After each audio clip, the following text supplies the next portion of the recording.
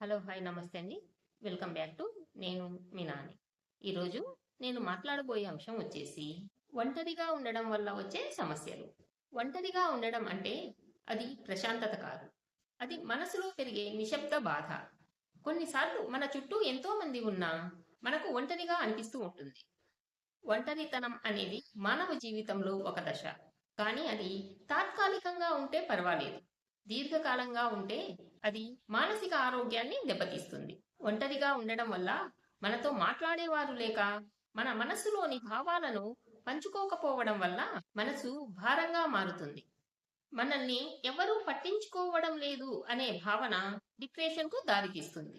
మనం చెప్పేది విని అండగా ఉండే వ్యక్తులు లేకపోవడం వల్ల మనలోని ఆత్మవిశ్వాసం తగ్గిపోతుంది. ఒంటరితనం వల్ల గుండె సంబంధిత సమస్యలు, రక్తపోటు, నీరసం లాంటి సమస్యలకు కారణమవుతుంది. వ్యాయామం చేయాలనే ఆలోచన కూడా లేకుండా చేస్తుంది. ఒంటరిగా ఉన్నప్పుడు మనం మన ఆలోచనలతో నలిగిపోతాం. గతంలో జరిగిన బాధాకరమైన సంఘటనల గురించి ఆలోచిస్తూ మనల్ని మనమే బాధించుకుంటాం. ఒంటరితనం అనేది నిశ్శబ్దంగా హింసించే బాధ. దీన్ని మాటల్లో వివరించలేం. ఒంటరిగా ఉండడం కొంతకాలం వరకు ప్రశాంతంగానే అనిపిస్తుంది. కానీ చాలా రోజులు ఇలాగే ఉండటం వల్ల మానసికంగా, శారీరకంగా అనేక సమస్యలు వస్తాయి. ఒంటరితనంలో ఉండే వ్యక్తి నెగిటివ్‌గా ఆలోచించే ప్రమాదం ఉంది. మనలోని ఒంటరితనాన్ని ఎదుటివారితో పంచుకోవాలి. మనం ఎవరికైనా తోడుగా ఉండగలిగితే వాళ్ళ ఒంటరితనాన్ని తగ్గించవచ్చు. ఒంటరిగా ఉండే వ్యక్తికి సమాజంతో సంబంధాలు తెగిపోతాయి.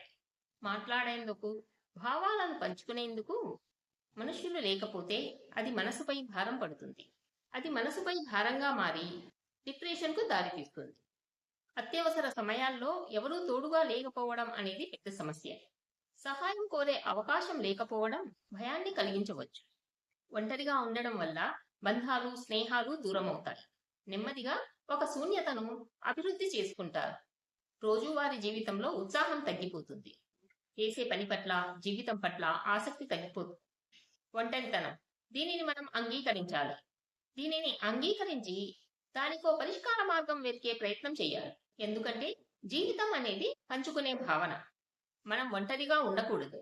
అలాగని ఎవరిని ఒంటరిగా వదిలిపెట్టకూడదు.